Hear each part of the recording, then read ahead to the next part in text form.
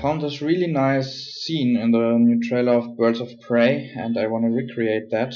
So I filmed a small shot. I filmed that in 50p and 50 frames per second. So I'm gonna have a nice slow motion. I assume you know already how After Effects works, like the basics, so it's an advanced tutorial. So new composition, full HD, and we drop the footage in, and first thing we have to time stretch it, so to 200%, and now we have a nice slow motion. The next step is 3D tracking, so I will just drop the 3D tracker, camera tracker onto the footage and it does the work. So at the end you have some nice tracking points. You connect 3 of them on the ground and create a solid and the camera, and then in the background the same thing and create a solid. So we now have a solid in the background, solid on the ground, and first we have to rotate them. Okay, so now we have to rename them first, otherwise we will confuse them later. And then we have to do normalization. So usually the virtual 3D space is really huge, so we have to adjust it a little bit and first parent everything to the ground plate, also the camera, and then we create a reference solid. So that will be the size of the scene, like full HD, and then we also make a 3D obviously.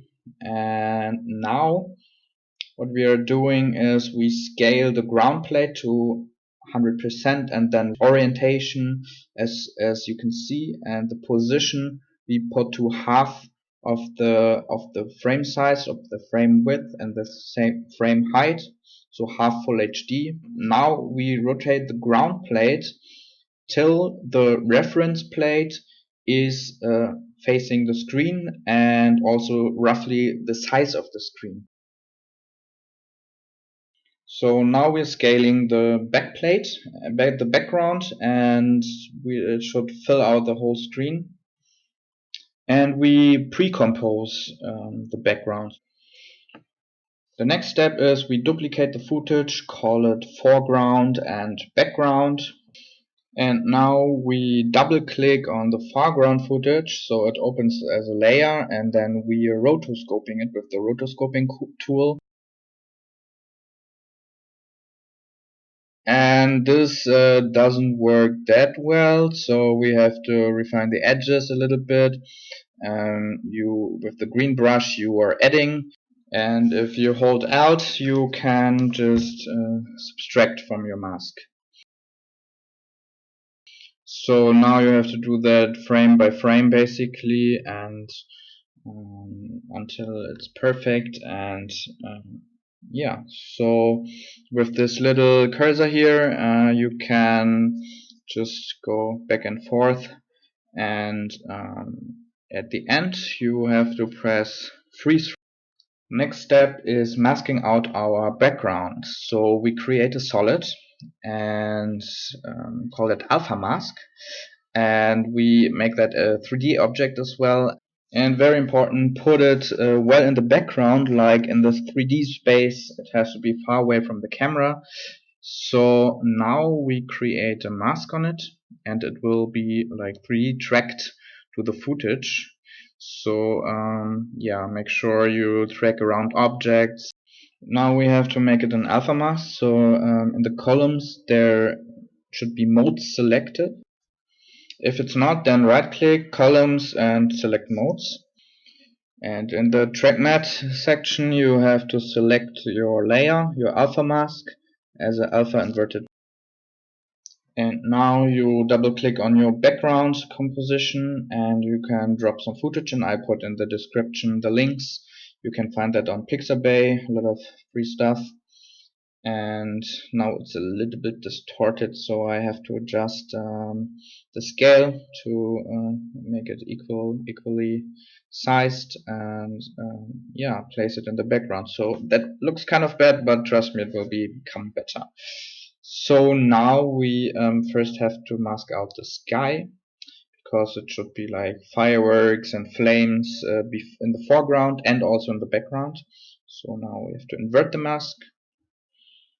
Okay, we rename everything, background, and we drop some more footage in it, and we scale it and do the necessary stuff.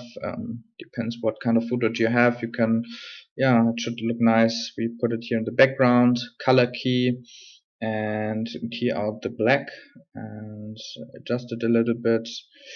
Okay, that already looks good, but we have to mask out more sky here to make it look realistic. Okay, that already looks nice. I rotated it so it fits better here. Yeah, a little bit scaling. Yeah, you have to try a lot. Okay, next, explosion. This looks really cool. Again, same thing, same procedure. Yeah, so I put that in the foreground now. I think we have to adjust it a little later to make it look better.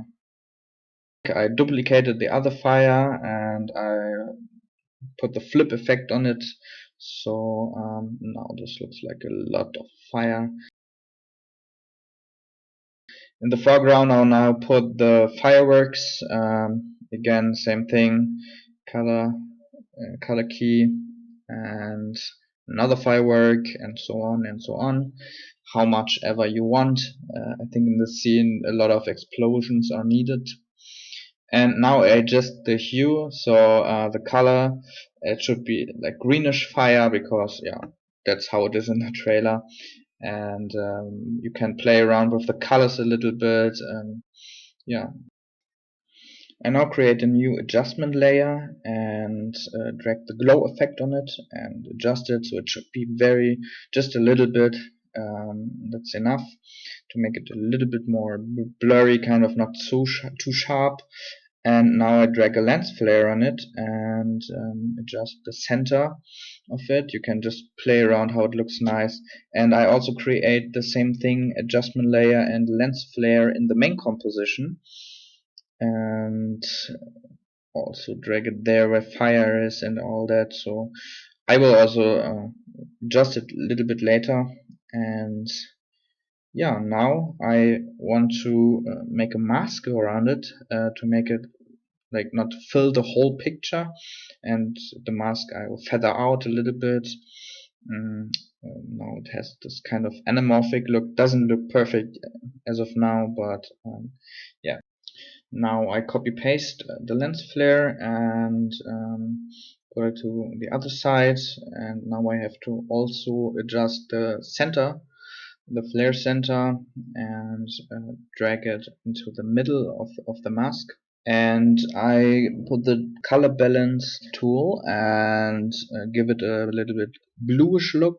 And now we're going back into the background composition because we want to add some reflections. First we add a new adjustment layer and call it mirror. And now we drag the mirror effect on it. And we put the angle to 90%. Because we want to have reflections on the ground, and on the alpha mask layer in the main composition we mask out some spots.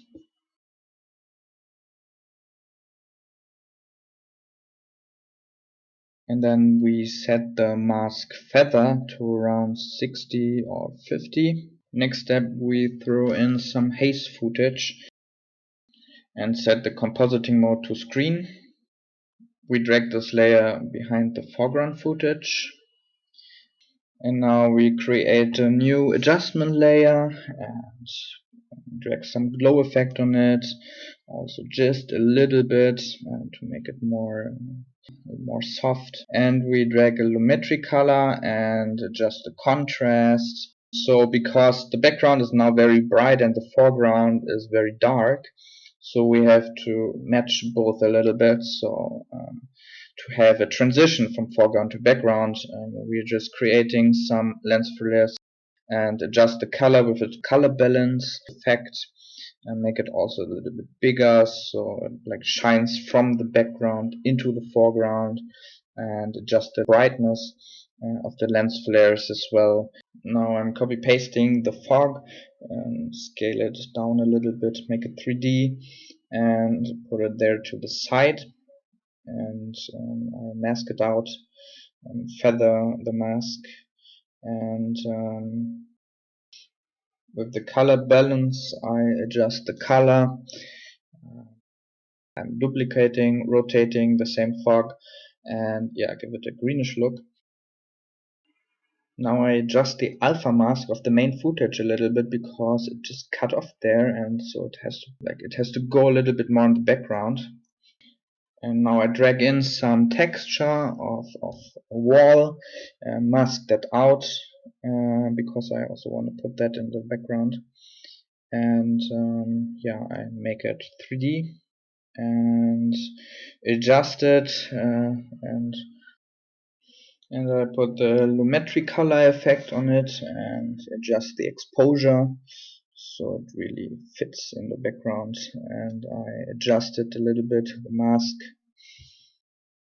and I need to drag down the layer like right on top of the background footage. And now it's just a lot of playing around. What looks best, I put the lens flare from the one side to the other side, adjust it a little bit, and I adjust also the center of the flare, and I'm doing the same thing on the other side. Yeah, adjusting the lens flare as well, and making it more soft, the mask, put the mask feather to a high level, like 80, and I'm not that happy with the color, so I adjust the color balance of the two layers of the lens flares, and on the right side I make it a little bit bluish. Yeah, okay, now it's yellow, and on the other side it's bluish. Okay, and I adjust the foreground, also a bit bluish. I set the faded film to 15, so it looks like the woman is also standing right in the haze. But I think the right side doesn't look that good there, the green explosion, and so I'm going in the background composition and drag the explosion to the other side. I think that's better. And I duplicate the other explosion, set it there in the background. And now let's see. Okay, it looks quite good. Okay, I adjust this lens flare as well and make it a little bit more faded, the mask, and little tweaks on the masks. So it should be like half blue and orange. That always looks good. Okay, nearly done. We create a last adjustment layer, put it on top of everything, motion tile effects, and put it to 85, the output height. 85, and now we have this letterbox and it looks cool.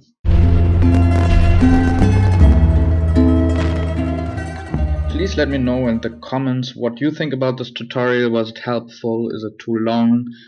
Too fast?